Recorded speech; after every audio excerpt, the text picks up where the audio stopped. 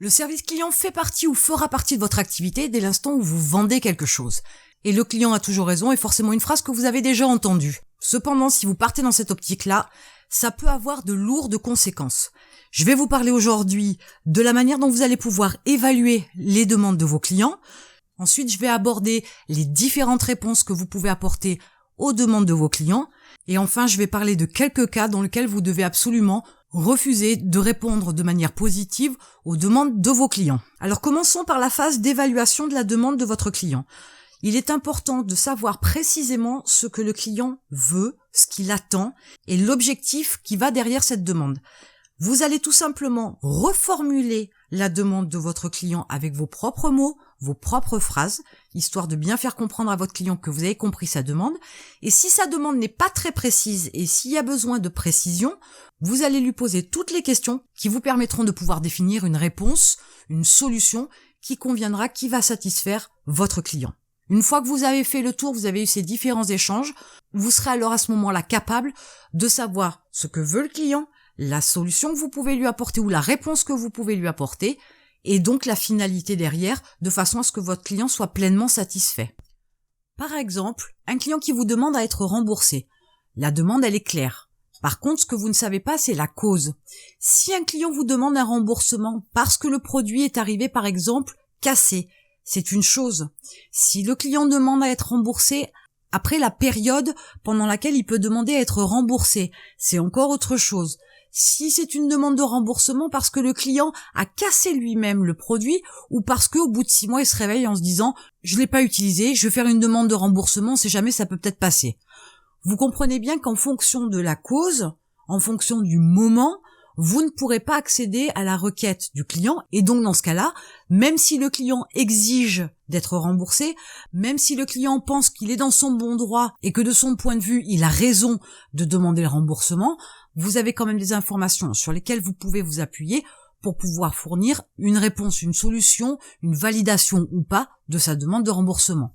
Ensuite, une fois que vous avez déterminé clairement et précisément la demande, vous allez répondre à votre client. La réponse peut être tout simplement une transmission d'informations. Ça peut être aussi une explication concernant l'utilisation d'une fonctionnalité.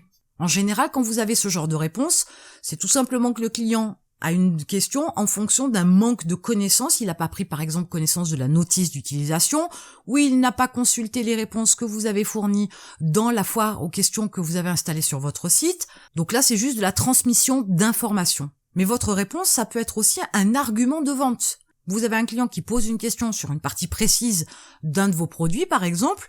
Il suffira à ce moment-là de lui formuler une réponse pas trop technique, plutôt vulgarisée, qu'il comprenne bien tous les termes, qu'il en comprenne l'utilisation, le fonctionnement et la finalité. Et c'est à ce moment-là que, bien formulé, vous allez lui apporter en réponse un argument qui va lui permettre de passer à l'achat. Donc il ne faut pas négliger les réponses. Et enfin, votre réponse pourrait être aussi une liste d'arguments bien amenés qui peuvent permettre de faire changer d'avis votre client. Peut-être que sa demande est un petit peu spécifique, peut-être qu'il a demandé à ce que vous modifiez vos conditions de vente, peut-être qu'il a demandé à modifier les conditions de livraison, etc. Donc peut-être que vous pourriez aussi lui répondre de manière à le faire changer d'avis, à lui montrer les points positifs dans votre mode de fonctionnement, de façon à ce qu'il adhère à votre position, à votre mode de fonctionnement, sans pour autant avoir à lui dire non de façon catégorique. Maintenant, je vais vous citer quelques cas de figure dans lesquels vous devez absolument donner comme réponse un refus. Par exemple, vous pourriez avoir une demande qui fasse que vous devez déroger à une des clauses de vos conditions générales de vente. Oui, vous pourriez déroger à une règle émise dans vos conditions générales de vente. Mais dans ce cas-là, ce serait un geste commercial. Et il ne faut pas non plus que ce soit une demande qui vraiment aille à l'encontre de vos conditions générales de vente. Ça, c'est important. Donc, il faut absolument refuser si vraiment ça va trop loin.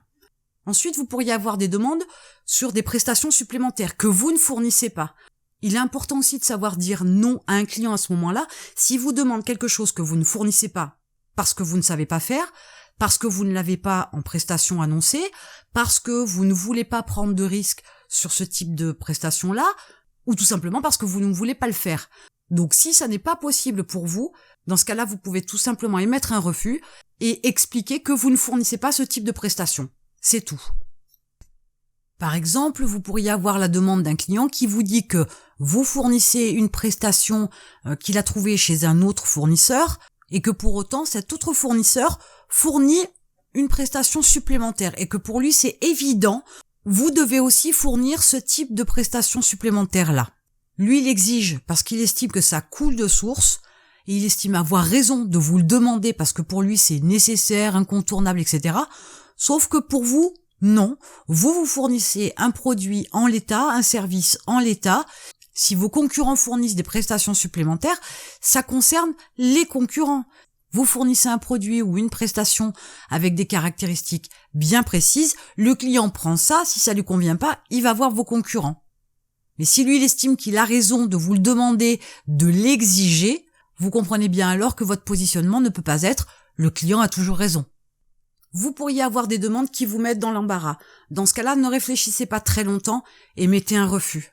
Vous pourriez aussi avoir d'autres demandes qui peuvent affecter la crédibilité de votre entreprise, de votre travail.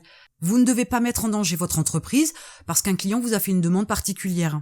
Ça n'en vaut absolument pas la peine. Ce ne sont que quelques exemples, mais vous voyez bien que même si la demande de votre client est bien argumentée et bien présentée et que c'est sa volonté, il n'a pas forcément raison, il n'aura pas forcément accès à ce à quoi il a demandé. Et vous n'êtes absolument pas obligé de vous plier à une requête, à une demande émise par un de vos clients. Vous avez aussi des droits, vous avez aussi des devoirs, vous avez aussi des obligations, mais vous avez aussi une éthique de travail, un mode de fonctionnement, des conditions générales de vente qui régissent aussi vos rapports avec vos clients. Donc, faut savoir aussi mettre des limites. Vous en serez bien plus respecté en émettant un refus plutôt qu'en fournissant une prestation qui n'est pas à la hauteur ou en fournissant un produit qui ne conviendra pas au client ou qui ne remplit pas les critères souhaités par le client. Et vous pourriez perdre bien plus qu'un client puisque ça pourrait aussi mettre en danger financièrement votre entreprise. Et en attendant, je vous retrouve de l'autre côté.